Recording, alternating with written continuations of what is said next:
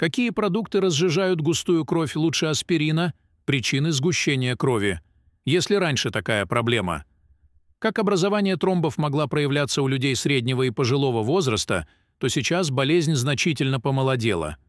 Проблема густой крови может возникать даже у самых маленьких, и тут возникает вопрос, что может спровоцировать такую болезнь. Ведь очень часто мы можем просто не замечать некоторые симптомы, с помощью которых организм и подает нам сигналы о сбоях. Обычно мы сбрасываем все на переутомление и хроническое недосыпание и даже не задумываемся, что в этот самый момент наши эритроциты способом группировки перерастают в тромбы. Из-за них нарушаются привычная циркуляция крови, а иногда кровь и вовсе не поступает к нашим органам, что приводит уже к более серьезным заболеваниям. Причины густой крови или сгущения крови. Перед тем, как начать говорить о способах лечения, нужно разобраться в причинах заболевания, для того, чтобы знать, как уберечь себя от него. Если кровь густеет, то, соответственно, жидкая ее часть куда-то уходит и не пополняется. Долгое время. Причины густой крови могут быть таковыми. Недостаточное пополнение организма водой. Наверное, одна из самых распространенных причин, возникающих в жаркое время года. Обычно летом мы и так пьем много воды, но она долго не задерживается в нашем организме, так как расходуется на ее охладительную систему. По сути, мы просто много потеем, пытаясь хоть как-то нормализовать температуру тела. Если обычно рекомендуется выпивать около 2 литров воды, то летом этот объем следует увеличить, но не до состояния отеков, конечно. Многие диетологи советуют не употреблять соль вообще, что является большой ошибкой. Ведь соль – главный продукт, помощник, который задерживает жидкость в организме. Употребление кофе в больших количествах приводит к чрезмерному обезвоживанию организма. Поэтому кофеманы в первую очередь попадают в группу риска. Дефицит витаминов. Обычно в зимнее время мы страдаем такой проблемой. Витамины С, Е и В6 способны разжижать кровь, а вот их недостаток приводит к чрезмерному образованию эритроцитов, в связи с чем и увеличивается плотность крови. Нерегулярная или ненасыщенная нужными продуктами питания. Отсутствие овощей и фруктов в рационе приводит к нехватке витаминов. С этим мы разобрались, а значит, употребляется только сахар и жиры, которые не только приводят к увеличению плотности крови, но еще и повышают уровень холестерина. Заболевания кишечника. Проблемы с пищеварительной системой нарушают водный баланс в организме, тем самым сгущая кровь. Из-за недостаточной выработки необходимых ферментов органами пищеварения организм закисляется, а кровь, в свою очередь, становится гуще. Стрессы и переутомление. Постоянные дозы проблем наваливаются на наши плечи, что мы вздохнуть спокойно не можем, находясь в постоянном напряжении. Ведь в состоянии стресса человек может перестать есть и пить, а значит, нет источника витаминов и микроэлементов. Следовательно, стенки сосудов сужаются, и давление моментально повышается, к слову. При каких-либо хронических заболеваниях давление может подниматься ежедневно, поэтому без медикаментов здесь не обойтись. Вредные привычки. Наверняка все заметили жажду после употребления алкоголя, особенно на утро. Так вот, спиртное резко выводит воду из организма, а пополнить дефицит жидкости удается только на утро.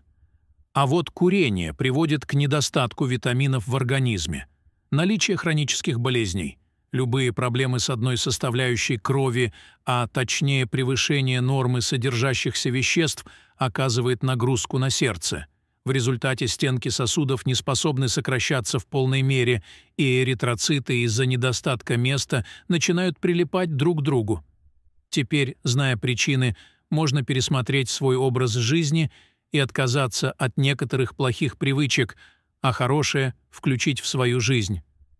Лучше начать что-то менять до появления болезни, чем заболеть и лечиться лекарствами, которые могут спровоцировать сбой в системах вашего организма. Опасность густой крови и ее последствия. Первый признак повышенной вязкости считают сонливость, но с нашим современным образом жизни можно попросту не придать значения этому симптому. Ведь времени на сон всегда не хватает, поэтому и появляется постоянно сонливость. а зимой мы вообще постоянно находимся в спячке. Но помимо сонливости, человек может чувствовать себя постоянно уставшим, подавленным, может даже ухудшаться зрение. Но заметьте эту неожиданную перемену только люди, у которых стопроцентное зрение. Нужно научиться замечать такие симптомы для того, чтобы поставить диагноз и начать борьбу с недугом как можно раньше, ведь игнорирование проблемы может привести к неприятным последствиям. Кровь попросту не будет снабжать органы, из-за чего может произойти кислородное голодание, если следить за состоянием своей крови. А что еще хуже знать о проблеме и ничего не делать, то закончиться это может инсультом, последствия которого могут быть самыми разными, от частичного паралича до полного отсутствия чувствительности всего тела. При инсульте происходят изменения в головном мозге, причем выйти из строя могут разные функции организма. Чаще всего у людей происходят нарушения речевого и опорно-двигательного аппарата. Инфарктом, при котором происходит прекращение работы тех или иных мышц сердца, вследствие чего сердце прекращает перекачивать кровь без своевременного хирургического вмешательства, человек погибает. Тромбоэмболией – закупорка легочной артерии, при которой кровь не поступает, к органам дыхательных путей. Какие средства помогут в разжижении крови? Способ лечения выбирается в зависимости от сложности ситуации, хотя эффект еще зависит и от самого организма. Итак, есть 3 помощника в разжижении крови: продукты питания, содержащие в себе нужные элементы, лекарственные травы и медикаментозные препараты. Лечение подбирается индивидуально, так как каждый вид оказывает воздействие на тот или иной организм по-разному. Поэтому нужно проверить реакцию вашего организма на каждое средство и только таким образом определить подходящий для вас метод. Медикаментозное лечение. Каждое из лекарств для разжижения крови содержит в себе ацетилсалициловую кислоту, которая по сути и приводит нашу кровь в жидкую форму. В качестве профилактики такие медикаменты применяются в мизерных дозах. А вот при повышенной вязкости крови назначается доза побольше. Принимаются такие препараты регулярно, даже ежедневно. Аспирин – наиболее распространенное средство, которым пользуются все сердечники, назначаются чаще всего пожилым людям как профилактика инсульта. Если кровь из-за своей густоты не будет успевать проходить через и без того суженные сосуды, то это может привести к инфаркту. Принимается такой препарат 1 раз в день, в сложных случаях по 1 таблетке, в профилактических целях по 4 части. Кардиомагнил не только выполняют свою основную функцию, но и укрепляют стенки сосудов и придает им потерянную эластичность. Принимают по 75 мг в качестве профилактики и по 150 мг в лечебных целях. С приемом лекарств, содержащих в своем составе ацетилсалициловую кислоту, нужно быть осторожным людям с заболеваниями желудка, а также его повышенной кислотностью. Чаще всего медикаментозное лечение применяется уже при возникновении проблем с кровью. А во избежание каких-либо проблем с плотностью эритроцитов лучше принимать полезные средства, которые окажутся еще и вкусными. Продукты, разжижающие кровь. Топ-15. Таблетки таблетками. А лечение продуктами еще никто не отменял. В отличие от медикаментов, такие пилюли в виде вкусностей вам точно будут по душе. А главное, здоровью они никак не навредят, а наоборот работают на повышение иммунитета и пополнение организма витаминами. То есть вы кушаете здоровую вкусную пищу и при этом создаете себе защиту от быстрого свертывания крови. Переходим непосредственно к списку топовых продуктов, разжижающих кровь. Первый зеленый чай считается одним из наиболее действенных средств. Недаром среди жителей Азии такой чай так популярен, а точнее, он считается основным напитком здоровья. Ведь, как известно, среди них достаточно много долгожителей, а здоровые сосуды и кровь, текущая в них, залог здоровья всего организма. Второе – малина и все продукты на ее основе. Эта ягода содержит в себе витамина С не меньше, чем в самом сочном лимоне. Мы уже знаем, как аскорбиновая кислота влияет на кровь, используется как плоды, так и листья, из которых можно заварить ароматный чай. Лучше всего принимать продукты из малины в жидком состоянии соки, отвары. Чаи снижают уровень холестерина и предотвращает появление атеросклероза. Третье – черничные ягоды. В состав этой чудо-ягоды входят не только витамины А и С, но еще и кумарины, которые также борются против образования тромбов. Сама по себе черника является профилактическим средством против опухолей, не говоря уже о ее чудодейственных свойствах в вопросе восстановления зрения.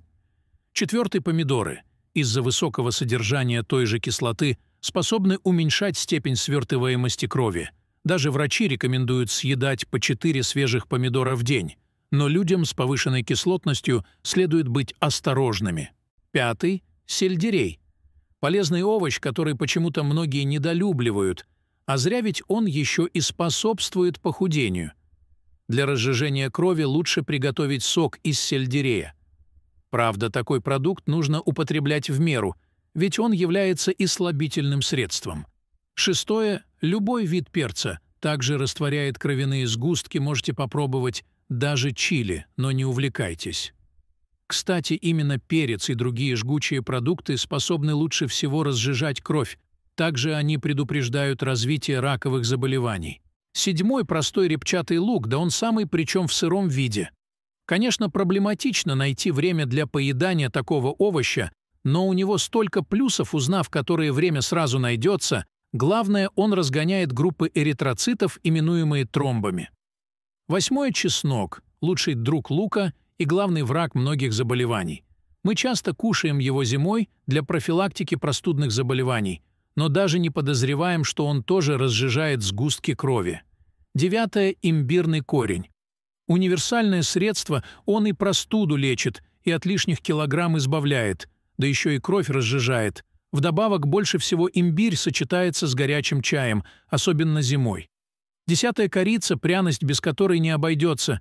Наверное, ни одна осенняя выпечка. Она также применяется как противомикробное средство, избавляет от тромбов.